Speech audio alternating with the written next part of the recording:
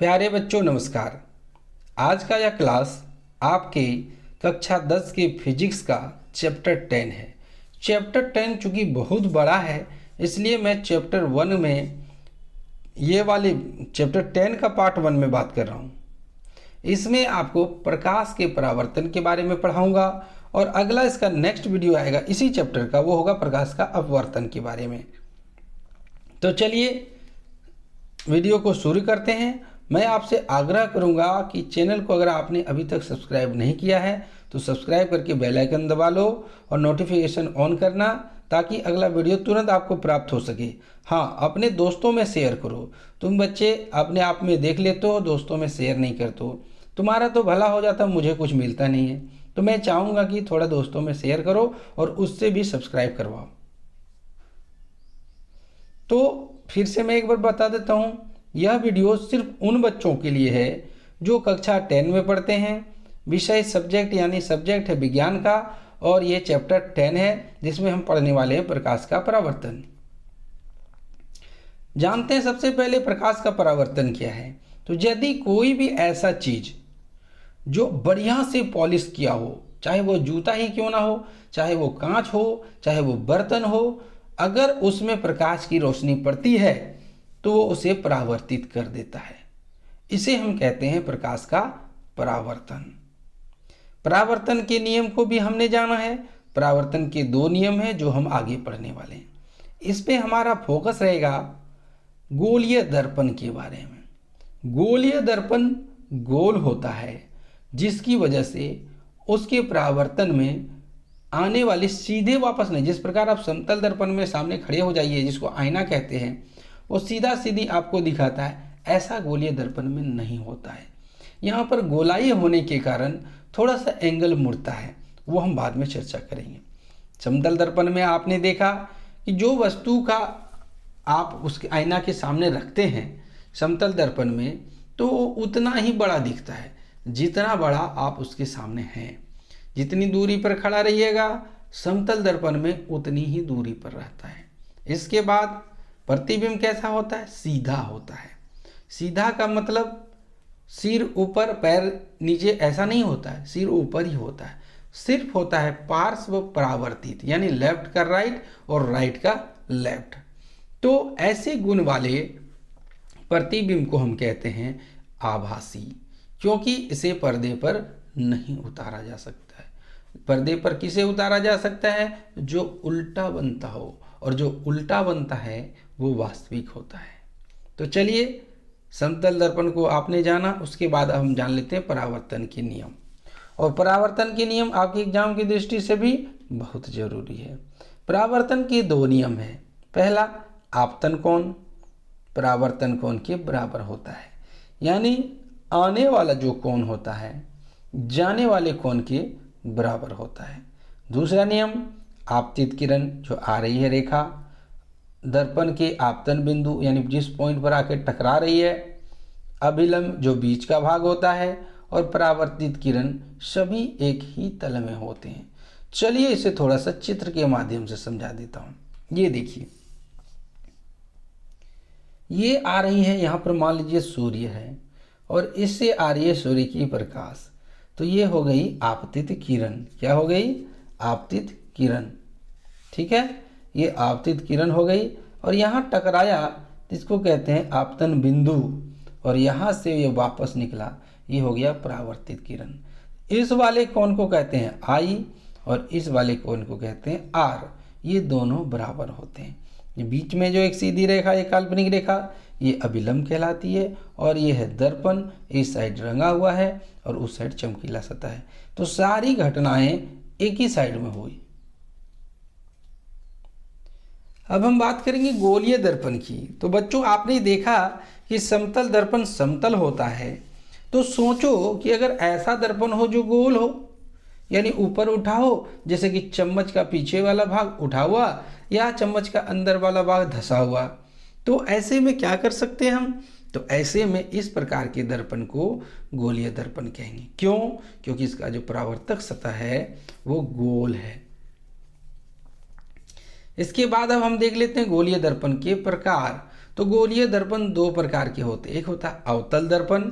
अवतल दर्पण में ये धंसा हुआ रहता है। मान लीजिए चम्मच है तो चम्मच का गड्ढा वाला भाग ये है और इस साइड रंगा हुआ है। और उत्तल में इस साइड यानी चम्मच को उल्टा कर दें तो इस चित्र को आप देखिए, चित्र में देख पा रहे होंगे ये जो लकीर है छोटा छोटा वो आपको बता रहा है किस पर रंगा हुआ है। तो यदि गड्ढा भाग है तो उसे कहेंगे अवतल दर्पण, और यदि उभरा हुआ भाग है, उठा हुआ भाग, उसे कहेंगे उत्तल दर्पण। इंग्लिश में कॉनकेव मिरर और कॉन्वेक्स मिरर। अवतल दर्पण और उत्तल दर्पण के बारे में थोड़ा चर्चा कर लें तो वह गोलीय दर्पण जिसका परावर्तन होने वाला सतह अंदर की ओर हो, यानी अंदर की ओर हो तो इस प्रकार हो, और परावर्तक सतह ये वाला परावर्तक सतह है ना। तो ये अंदर की ओर धंसा हो तो वो अवतल दर्पण कहलाएगा। उत्तल के बारे में जानिए, वह गोलीय दर्पण जिसका परावर्तक सतह बाहर की ओर वक्रित हो यानी उभरा हुआ हो, ये तो इसे कहेंगे उत्तल दर्पण।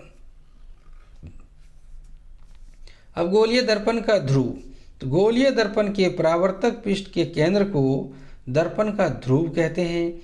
यह दर्पण के पृष्ठ पर स्थित होता है। ध्रुव को प्रायः P से निरूपित किया जाता है। चलिए समझते हैं। ये जो आप देख रहे हैं ये दर्पण है, और इन दोनों पार्ट का जो बीच वाला पॉइंट होगा उसे हम कहेंगे ध्रुव, और ये है हमारा मुख्य अक्ष। इसको कहते हैं वक्रता केंद्र, और इसको कहते हैं फोकस केंद्र। ये ध्रुव को कहते हैं हम P यानी पोल। चलिए आगे बढ़ते हैं। गोलीय दर्पण का वक्रता केंद्र, यानी गोलीय दर्पण एक गोले का भाग होता है। अब इस तस्वीर नीचे देखिए, दो दर्पण आपको दिखाई दे रहे होंगे। पहला वाला अवतल है, दूसरा वाला उत्तल है, लेकिन है तो किसी गोले का भाग। तो इसे कल्पना करके गोला बनाइए। जब आप गोला बनाएंगे तो C उसका केंद्र होगा। आप देख लीजिए दोनों में आपको C दिखाई दे रहा होगा। यानी यदि ये आपका अवतल दर्पण है तो इसे हम डॉट डॉट करके एक केंद्र मानेंगे। तो यहाँ पर जो बना ये उसका हो गया गोलीय दर्पण का केंद्र। तो ये देखिए इसका केंद्र कहाँ पर आ रहा है, यहाँ पर आ रहा है। और यही जो C लिखा हुआ है इसे ही कहते हैं वक्रता केंद्र। C फॉर कर्वेचर, ठीक है। अब हम बात करेंगे वक्रता त्रिज्या। अभी हमने समझा वक्रता केंद्र। गोलीय दर्पण का परावर्तक पृष्ठ जिस गोले भाग का है उसकी त्रिज्या को ही वक्रता त्रिज्या कहते हैं, और R4 होता है रेडियस, इसलिए हम इसे R कहते हैं। अब आप देखिए इस चित्र को, यहाँ जो आप देख पा रहे हो ये दर्पण है अवतल दर्पण। इसको हमने कल्पना किया ये गोला हो गया आपका, और ये जो केंद्र है ये वक्रता केंद्र है, और यहाँ से यहाँ तक की दूरी इसे कहते हैं वक्रता त्रिज्या, क्योंकि इसी त्रिज्या से ये गोला बना हुआ है। इसके बाद है गोलीय दर्पण का वक्रता त्रिज्या। यहाँ पर वक्रता त्रिज्या ना होकर के यहाँ पर होगा ध्रुव। क्या होगा यहाँ पर होगा ध्रुव, ठीक है। चलिए ध्रुव के बारे में पहले ही बताए थे, एक बार और बता देते हैं। तो गोलीय दर्पण का ध्रुव तथा वक्रता त्रिज्या से मुख्य अक्ष की बात हो रही है। यहाँ पर किसकी बात हो रही है, मुख्य अक्ष की बात हो रही है। गोलीय दर्पण के ध्रुव तथा वक्रता त्रिज्या से गुजरने वाली सीधी रेखा इस रेखा को दर्पण का मुख्य अक्ष कहते हैं, और मुख्य अक्ष दर्पण के ध्रुव पर अभिलंब है। चलिए हम बताते क्या थ्योरी कह रहा है। थ्योरी ये कह रहा है कि मुख्य अक्ष कौन सी होगा, क्या होगा मुख्य अक्ष। तो ये जो लकीर आप देख रहे हैं वो मुख्य अक्ष होगा। क्यों होगा भाई, क्योंकि यह वक्रता त्रिज्या, और वक्रता त्रिज्या कहाँ से गुजरती है, ध्रुव से गुजरती है। वक्रता त्रिज्या कहाँ से गुजर रही है, ध्रुव से गुजर रही है, और गुजरने की वजह से इसे ही मेन अक्ष कहा जाता है या मुख्य अक्ष कहा जाता है। क्यों, क्योंकि ये जो इस पर है ना, इस पर सीधा आकर के लंब है। अब हम बात करेंगे अवतल दर्पण का मुख्य फोकस। तो अवतल दर्पण का मुख्य फोकस अक्ष पर एक ऐसा बिंदु है जहां पर दर्पण के मुख्य अक्ष से समांतर कई किरणें परावर्तन के पश्चात मिलती हैं। इसे एफ के नाम से जानते हैं या इसे एफ कहा जाता है, यानी फोकस केंद्र। क्या कहा जाता है? फोकस केंद्र, और जिसे कहते हैं मुख्य फोकस। अब इसने क्या कहा ये देखिए, कहा कि समानांतर किरणें आ रही हैं। देखिए समानांतर किरणें आने के बाद जिस बिंदु पर से गुजरती है, जिस बिंदु पर से गुजरती है उसे ही कहते हैं फोकस, यानी हर हाल में यहाँ पर से गुजरेगा समांतर किरणें। अब अवतल का आपने देखा, अब उत्तल का मुख्य फोकस। तो उत्तल के मुख्य फोकस में क्या होता है, चूंकि इसमें एक काल्पनिक होती है, इसका जो मुख्य फोकस होता है इस पार होता है, यानी इसको गोल कीजिए, सी का आधा कीजिएगा तो एफ। तो ये जो आपको आता है, आने के बाद टकरा के वापस आया, टकरा के वापस आया, टकरा के वापस आया, टकरा के वापस आया, टकरा के वापस। लेकिन एक काल्पनिक रेखा अगर आप पीछे की ओर ले जाएं तो किसी एक बिंदु पर जमा होते हुए नजर आती है। इसे ही कहते हैं मुख्य फोकस उत्तल दर्पण का। अब हम बात करेंगे फोकस दूरी। तो फोकस दूरी क्या है इसे आप देख लीजिए। ध्रुव से मुख्य फोकस के बीच की दूरी को फोकस दूरी कहा जाता है। ध्रुव से मुख्य फोकस के बीच की दूरी को फोकस दूरी कहा जाता है, और सी से मुख्य फोकस की दूरी को बड़ा आर कहा जाता है, वक्रता त्रिज्या। अब गोलीय दर्पण का द्वारक। द्वारक का मतलब दरवाजा, इसको अपर्चर कहा जाता है। ठीक है, क्या कहा जाता है? अपर्चर। गोलीय दर्पण का परावर्तक पृष्ठ अधिकांश गोली होता है। सही बात है, गोली दर्पण है तो गोली होगा, लेकिन कहाँ तक होगा जरा इस बात को समझिए। अगर ये गोलीय दर्पण है तो चलिए देख लेते हैं कि Mn, यहाँ देखते हैं ये एक गोलीय दर्पण है और उसका एक टुकड़ा है M डैश, जो आप देख रहे हैं M और M डैश। तो यहाँ से यहाँ तक की दर्पण के भाग को ले रहे हैं हम, पूरा गोलीय दर्पण तो लिए नहीं है, यहाँ से इतना तक ही लिए हैं, और इसी जितना बड़ा आपने लिया है उसे ही कहते हैं गोलीय दर्पण का द्वारक।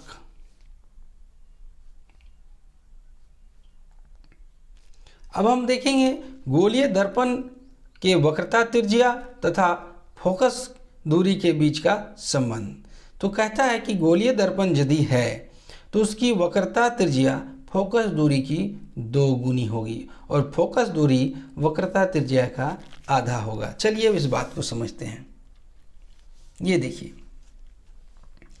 यहाँ से यहाँ तक वक्रता त्रिज्या और यहाँ से यहाँ तक फोकस दूरी। तो ये देखिए इसका डबल है कि नहीं, ये देखिए इसका डबल है। तो वक्रता त्रिज्या फोकस दूरी का, वक्रता त्रिज्या को r कहते हैं, वक्रता त्रिज्या फोकस दूरी का डबल होता है। जबकि f को इस साइड रख लें तो f r/2 हो जाता है। तो हमने क्या देखा, हमने ये देखा कि वक्रता त्रिज्या फोकस दूरी की 2 गुनी होती है, जबकि फोकस दूरी वक्रता त्रिज्या का आधा होता है। अब हम देखेंगे अवतल दर्पण द्वारा प्रतिबिंब बनना। तो यहाँ पर कुछ पॉइंट्स दिए हुए हैं जो आपके एग्जाम की दृष्टि से अति महत्वपूर्ण है। पहला कह रहा है कि यदि अनंत पर वस्तु है तो प्रतिबिंब बनेगा f पर, और अत्यंत ही छोटा बिंदु के साइज का। और कैसा बनेगा? वास्तविक एवं उल्टा। जो वास्तविक होगा वो उल्टा होगा, जो उल्टा होगा वो वास्तविक होगा। दूसरा है, अब हम C के करीब ला रहे हैं, C पर नहीं लाए, C के करीब ला रहे हैं, सिर से दूर ही है। तो किसके बीच बनेगा? F तथा C के बीच। कैसा साइज? छोटा, वास्तविक तथा उल्टा। सारे बातों को चित्र से भी समझाएंगे। C पर है तो C पर ही बनेगा, समान साइज का, लेकिन वास्तविक और उल्टा। C तथा F के बीच में लाएं तो C से दूर जाएगा, बड़ा, वास्तविक तथा उल्टा। F पर लाएंगे तो अनंत पर बनेगा, बहुत बड़ा, वास्तविक तथा उल्टा। लेकिन F के और पोल के बीच में लाएंगे तो दर्पण के बीच में बनेगा बहुत ज़्यादा बड़ा लेकिन सीधा और आभासी। ये देखिए पहला स्थिति को आप ध्यान में देखिए कि ऑप्शन नंबर ए जो आप देख रहे हैं चित्र, उसमें ये कह रहा है कि यदि वस्तु अनंत पर है तो कहाँ पर बन रही है, एफ पर। बी कहता है सी के परे, देखिए सी से दूर है तो कहाँ पर बन रहा है। अब आप इसको आराम से समझ सकते हैं, अनंत पर है तो एफ पर। अब देखिए अनंत से घिसका के कहाँ लाएं, सी के पहले, तो यहाँ एफ से खिसक के आ गया इधर सी और एफ के बीच में। उसके बाद अगर हम देखें, अगर हम खिसका करके सी के पहले लाएं तो इधर एफ से भी पहले हो जाएगा। इसका मतलब ये हुआ तो जैसे जैसे इधर खिसकेगा वैसे वैसे इधर खिसकेगा। तो अनंत से खिसक के कहाँ पर आ गया, सी पर, तो कहाँ पर बनेगा, सी पर ही बनेगा। और थोड़ा आगे बढ़ाएंगे, सी को पार करेगा एफ और सी के बीच में तो और इधर खिसक जाएगा। तो जैसे जैसे हम इधर लेते जाएंगे वैसे वैसे इधर खिसकते जाएगा। और फिर एक समय ऐसा आएगा कि जब एफ पर होगा तो वो अनंत पर बनेगा।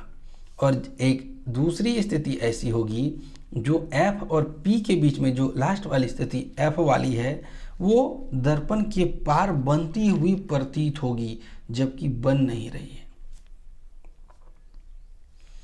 अवतल दर्पणों के उपयोग, यहाँ से एग्जाम में प्रश्न पूछे गए हैं। तो अवतल दर्पण सामने से गड्ढा टाइप का होता है, तो इससे हम टॉर्च बना सकते हैं, सर्च लाइट बनता है, गाड़ियों का हेडलाइट बनता है, और इससे क्या बोलते हैं, सौर भट्टी बनती है, सौर कुकर बनता है। डॉक्टर जो दांत के डॉक्टर होते हैं, दांत को, छोटा छोटा दांत को बड़ा देखने के लिए एक डंटी वाला शीशा लेकर आते हैं, वो भी अवतल दर्पण का होता है।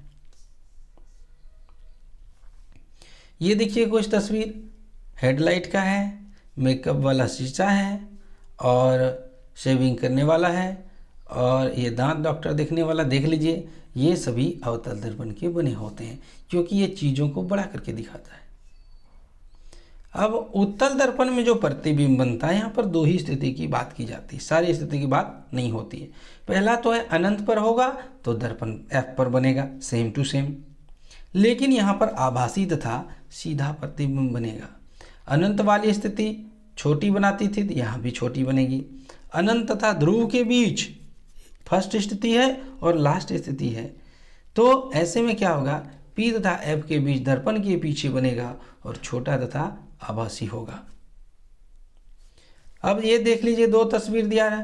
पहली तस्वीर दिखा रहा है और ए वाली कि अनंत पर वस्तु है तो एफ पर बन रही है। दूसरी दिखा रही है कि वस्तु कहीं पर भी हो, पी और अनंत के बीच में, वो हमेशा सी और एफ के पहले बनेगा। ये दो स्थिति पर यहाँ पर बात होती है। अब उत्तल दर्पण के उपयोग, उत्तल दर्पण का उपयोग गाड़ियों के साइड मिरर बनाने में किया जाता है, पश्च दर्पण जिसको बोलते हैं। इसके बाद क्यों बनाया जाता है, क्योंकि जो उत्तल दर्पण होते हैं वो बहुत बड़े एरिया को छोटा करके दिखाते हैं, साथ ही साथ वो सीधा दिखाते हैं। अगर उल्टा दिखाता तो ड्राइवर पलटी हुई गाड़ी को देखता, इसीलिए एम्बुलेंस में भी उल्टा एम्बुलेंस लिखा जाता है ताकि उत्तल दर्पण से कोई ड्राइवर देखे तो वो उसे बड़ा करके दिखाए। इसके अलावा आप रोक करके इसे पढ़ सकते हैं। ये देखिए साइड मिरर बना हुआ है, यहाँ पर मॉल में लगा हुआ है छोटा सा शीशा, लेकिन उत्तल दर्पण का है, जिसकी वजह से पूरे मॉल की गतिविधि को देख सकता है। स्ट्रीट लाइट में उत्तल दर्पण होता है।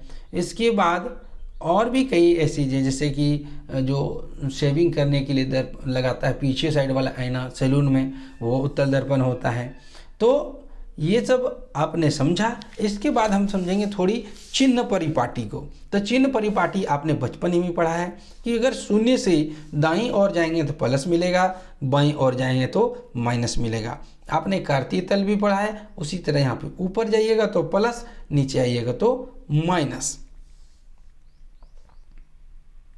अब दर्पण सूत्र तथा आवर्धन सूत्र।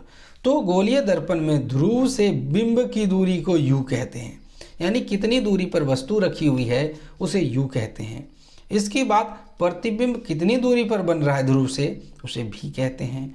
मुख्य फोकस दूरी को एफ कहा जाता है और फोकस को एफ कहते हैं, ये तो आप जानते ही है। इन तीनों राशियों के बीच का जो संबंध होता है उसे इस प्रकार से मतलब सूत्र द्वारा दिखाते हैं, 1/v प्लस 1/u बराबर 1/f, और इसे ही कहते हैं दर्पण सूत्र। अब यही लेंस सूत्र होता है तो माइनस होता है। अब आप देखिए आवर्धन सूत्र। तो आवर्धन का मतलब किसी भी चीज़ को जूम करके बड़ा करके दिखाना। तो जब आवर्धन की बात आती है तो प्रतिबिंब की ऊंचाई तथा बिंब की ऊंचाई का अनुपात व्यक्त किया जाता है। जो h है वो वास्तविक बिंब की ऊंचाई है, जबकि h डैश जो होता है वो प्रतिबिंब की ऊंचाई होगा, यानी परछाया की ऊंचाई या जो दिखाई दे रहा उसकी ऊंचाई होगा। गोलीय दर्पण द्वारा उत्पन्न आवर्धन m होता है। तो m मतलब मैग्निफिकेशन, m बराबर प्रतिबिंब की ऊंचाई बटे बिंब की ऊंचाई, यानी h डैश बटे h, m बराबर h डैश बटे h। और इसे दूसरे शब्दों में व्यक्त करेंगे तो h डैश बटे h बराबर -v/u। तो ये कुछ आपके लिए इम्पोर्टेंट क्लास हमने लाया। इसी का पार्ट 2 देखने के लिए वीडियो को लाइक करो और चैनल को सब्सक्राइब कर लो और बेल आइकन दबा लेना, ताकि तुरंत जब मैं डालूं तुमको नोटिफिकेशन चला जाए। और इसके PDF के लिए हमारे टेलीग्राम ग्रुप को ज्वाइन करो और कमेंट करके बताओ वीडियो कैसा लगा। तो बच्चों मिलते हैं अगले वीडियो में, तब तक के लिए धन्यवाद।